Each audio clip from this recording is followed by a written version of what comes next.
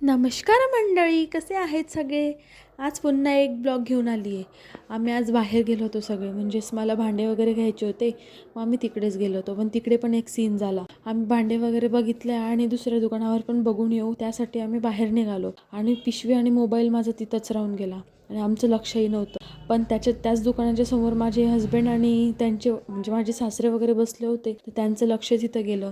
त्यांनी मोबाईल तर घेऊन ठेवला होता, पण आम्हाला विचारलं तर आम्हाला असं वाटलं की मोबाईल हा आमच्या पर्समध्ये, पण पर्समध्ये नव्हता. मग त्यांनी आम्हाला विचारलं की मोबाईल कुठे आहे, तर मी पर्समध्ये सांगितला, पण तो नव्हता. म्हणून मग नंतर शोधाशोध झाली. त्यांनी आम्हाला शोधू वगैरे दिलं, बोलू वगैरे दिलं. त्यानंतर आम्हाला सांगितलं की तुम्ही तिकडे सोडून आले होते म्हणून.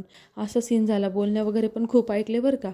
त्यानंतर मग आम्ही भांडे वगैरे सगळं घेतलं आणि मग आम्ही गेलो होतो बाहेर जेवायला, कारण की खूप वेळ झाला होता. मग जेवण वगैरे पण बाहेरच केलं. किती दिवसानंतरच आम्ही गेलो, पण तिथंही खूप वेटिंग वगैरे होती. मग आम्हाला थोडं थांबावं लागलं. मी पण चुचूला इकडे तिकडे झाड वगैरे दाखवत होती. मग वेटिंग संपली आणि जेवायला मध्ये गेलो. जागा वगैरे अवेलेबल झाली.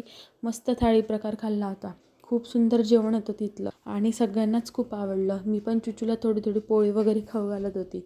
आणि त्यानंतर आम्ही जेवण वगैरे केलं. मग आम्ही संध्याकाळी महादेवाच्या मंदिरात आमच्या हाताची आरती होती, तिकडे गेलो होतो.